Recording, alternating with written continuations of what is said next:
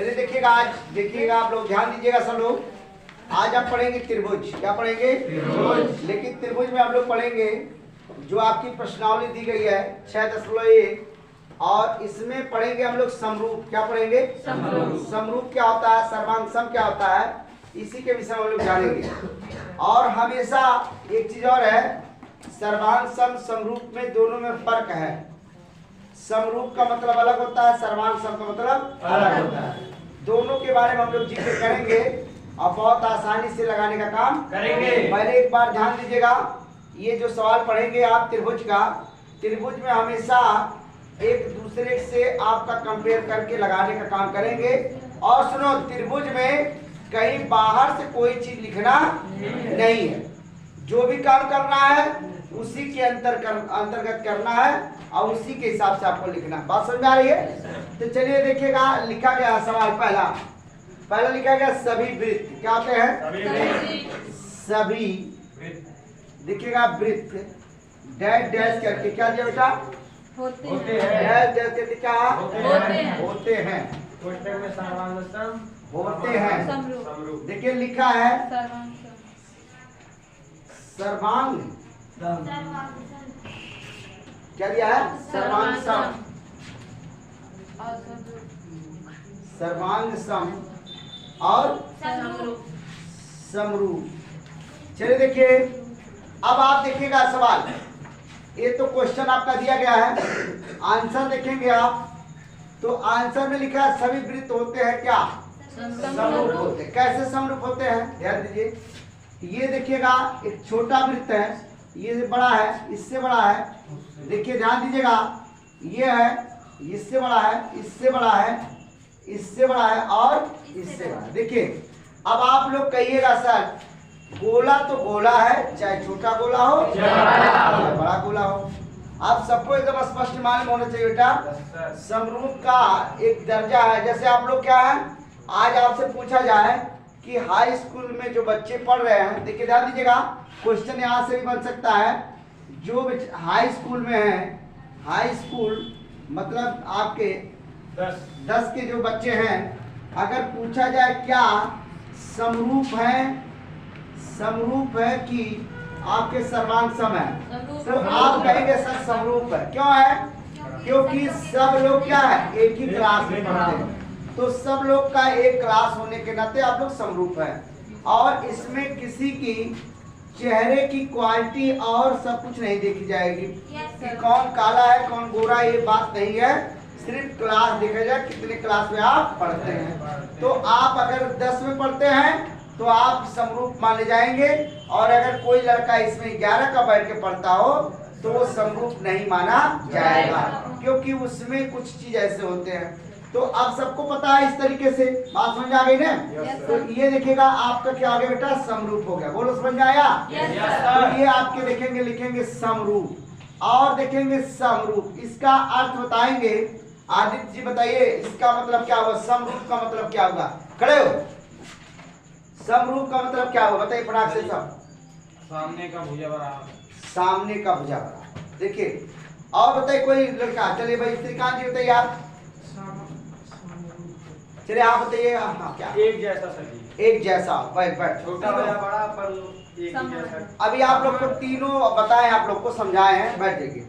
समरूप का मतलब होता है, सम माने होता है बराबर, रूप माने होता है आकार। सबके बराबर होते हैं आकार, चाहे छोटा हो या बड़ा हो। समझ में आ रहा है? अच्छा मान लीजिए अगर कोई लड़का 18 से नीचे है और 1 साल से ऊपर है, या पैदा होते ही ऊपर हो, 0 साल का हो और 18 साल के नीचे हो, तो वो हमेशा लड़का ही कहलाएगा, छोटा बालक ही कहलाएगा। इसलिए क्योंकि उसकी उम्र 18 साल नहीं हुई। सबको समझ आ रहा है? चलिएगा इसके बाद दूसरा क्वेश्चन देखिएगा, ध्यान दीजिएगा थोड़ा सा। देखिए आप लोग सबको समझना भाई।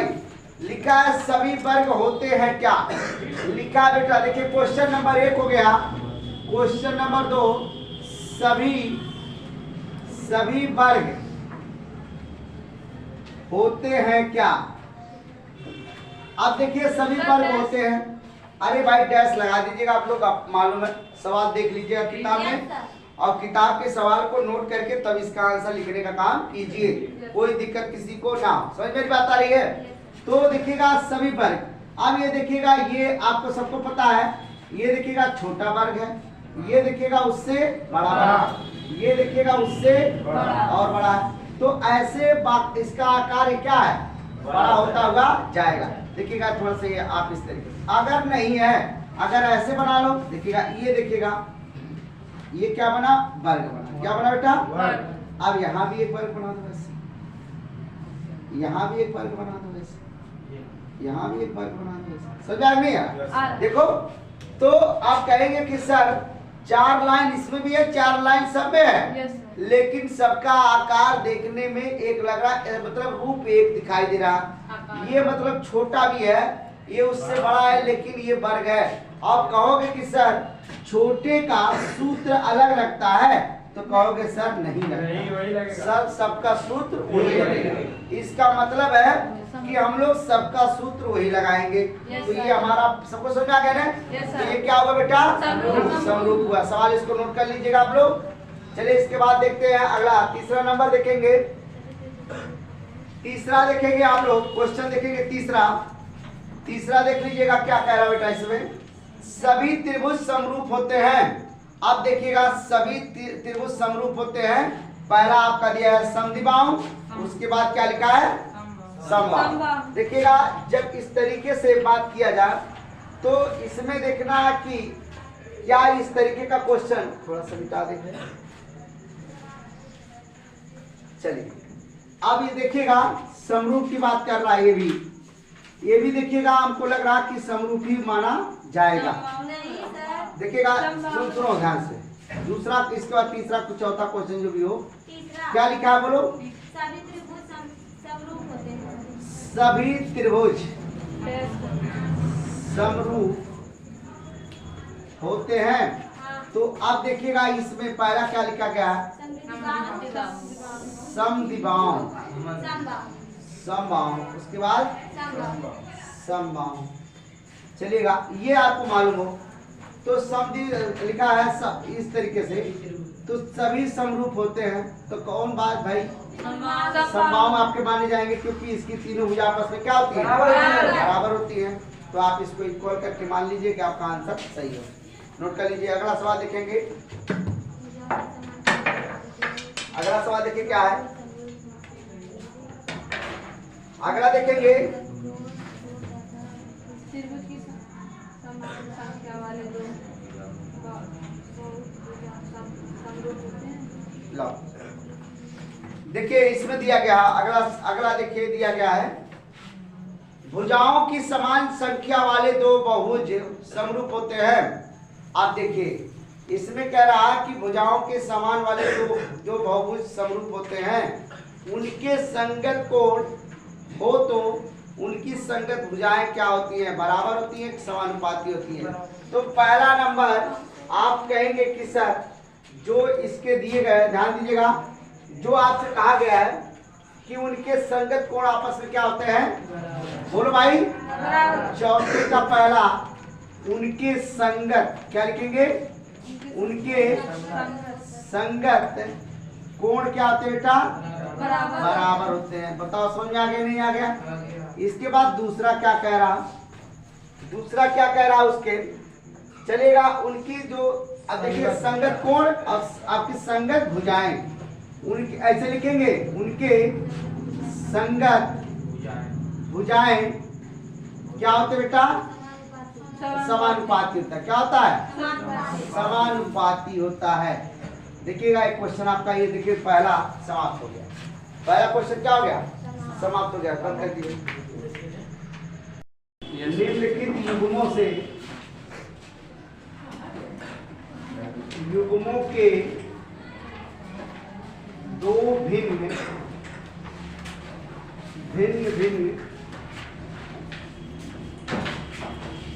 उदाहरण दीजिए। उदाहरण दीजिए। पहला आपका दिया गया है समरूप। क्या दिया बेटा? समरूप। उसके बाद लिखा गया आकृति। क्या लिखा गया? आकृति लिखा गया है या आकृतियां। तो हम लोग पहले में बात करेंगे, इसको ए बना लो। ए में लिखेंगे क्या? ए में लिखे आप समरूप के बारे में कहते हैं। देखिएगा समरूप क्या चीज है। समरूप का मतलब होता है आपको समबाहु त्रिभुज बना लो। क्या बना लो? समबाहु त्रिभुज। लिखेंगे समबाहु त्रिभुज क्या होते हैं? समरूप होते हैं। क्या होते हैं? समरूप होते हैं। दूसरा बी मान लो इसको। बी आकृतियां लिखिए वर्ग। क्या लिखेंगे? वर्ग की आकृतियां, वर्ग की आकृतियां समरूप नहीं होती हैं। समरूप नहीं होती है। समझ में आ रहा कुछ? जैसे कैसे है कि अब आपको ये समरूप की बात कर रहा है, तो वर्ग में तो हम तो लगभग में जानते हैं कि उसके समरूप भी होते हैं। तो इसकी आकृतियां भी समरूप होती हैं। आकृतियां भी क्या होती हैं? बराबर होती हैं। क्या लिखेंगे? बराबर होती हैं। नोट कर लीजिएगा ये क्वेश्चन।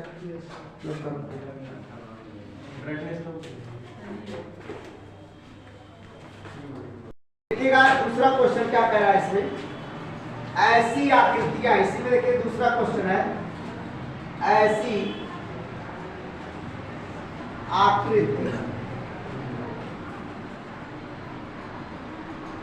ऐसी आकृतियां जो समरूप नहीं है, समरूप नहीं है। तो अब आप समझिए कि बहुत अच्छा क्वेश्चन कह रहा समरूप नहीं है। तो आप सबको मालूम है कि कोई भी ऐसा काम कर दो कि दोनों एक दूसरे से कंपेयर ना हो। जैसे पहला पकड़ लो, अपने से लिख दो, ए में लिख दो। त्रिभुज पकड़ लो। क्या पकड़ लो?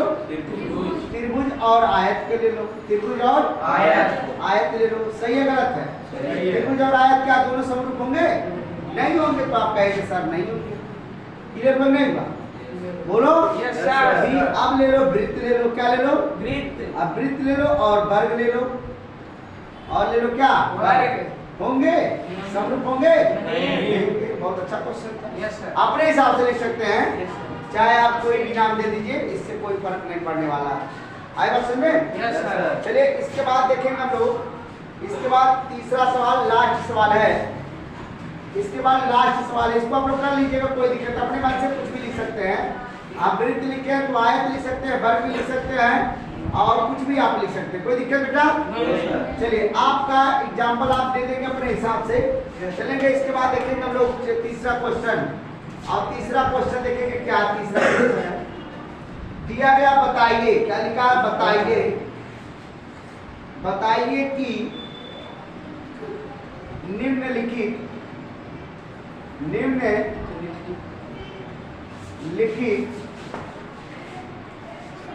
चतुर्भुज समरूप है या नहीं है। देखिएगा अब कह रहा है समरूप है कि नहीं है। तो ये चित्र आपका देखिए ऐसे बना है। अब इसका लिखा गया 1.5 सेंटीमीटर और 1.5 सेंटीमीटर और 1.5 सेंटीमीटर, 1.5 सेंटीमीटर। और दूसरा आपका दिया गया चित्र और भी है इस तरीके से।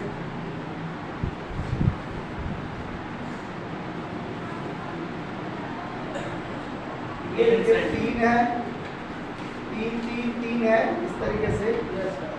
इसका नामांकन भी कर दीजिएगा।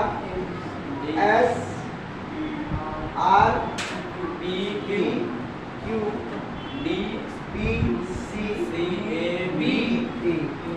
ये है ना? Yes sir. देखिए अब आप सब इसमें देखिएगा। देखिए अब देखिए क्या सवाल, इसको देखिए कैसा बहुत अच्छा सवाल है। यहाँ देखिए थोड़ा सा अभी तो देखिए ये भुजा इस भुजा के बराबर है। देखो लाइन ऐसे देखो इधर है ना? लेकिन ये वर्ग मॉडल है, इसका सीधे आकार है। देखो ये सीधा आकार है, नहीं है? इसका भी सीधा आकार है, लेकिन इसका आकार इधर झुका हुआ। देखिए झुका नहीं झुका? तो ये आपके ये जो अब ऐसे बनते हैं, ये आपके दूसरे त्रिभुज जिसे कहते हैं चक्रीय चतुर्भुज। कौन चतुर्भुज? चक्रीय चतुर्भुज के रूप में आते हैं। और ये आपके इस तरीके से क्वेश्चन है। तो हम एक बात कह सकते हैं कि सर बताए गए चतुर्भुज समरूप है कि नहीं है। तो आप कह सकते हैं कि यहाँ एस आर पी क्यू क्या लिखेंगे, S R P Q not equal to किसके, डी सी ए बी के। समझ में आ गया नहीं आ गया? या ऐसे कर दो ए बी सी डी को कर दो। सही है? दोनों आपस में बराबर नहीं। सही है गलत? आप एकदम से कहिएगा, ध्यान दीजिएगा और देखिएगा। ये देखिए ये कोण दूसरे के बराबर होंगे और ये कोण एक कोण के इसके बराबर होंगे। सही है ना? लेकिन ये कोण इस कोण की क्या है, बराबर है। आप कह सकते हैं कोण डी बराबर क्या है, कोण ए के। अब कोण ए के बराबर क्या है, कोण बी कर सकते हैं। कोण बी के बराबर क्या है, कोण सी कर सकते हैं। तो ये सब बराबर है, लेकिन आपके कोण आर बराबर किसके है, कोण पी के है। लेकिन अब ये कहेंगे यस, क्या लिखेंगे, कोण यस बराबर किसके है, कोण क्यू के। तो कहेंगे आर, यहाँ लिखेंगे कोण आर बराबर यहाँ पी। तो ये मान लीजिएगा कि इस तरीके से बात करें, इसमें आर ले लो, इसमें यस ले लो। तो इसको कहते हैं नॉट इक्वल टू किसको, यस कर दो। कोई दिक्कत? ये सब समझ में आना चाहिए। समझ आ गया सबको? बहुत ठीक है। इसके बाद देखेंगे अगला अभ्यास अगले वीडियो में बताया जाएगा आप लोग को। इससे तो पूरा क्लियर हो गया ना? Yes sir.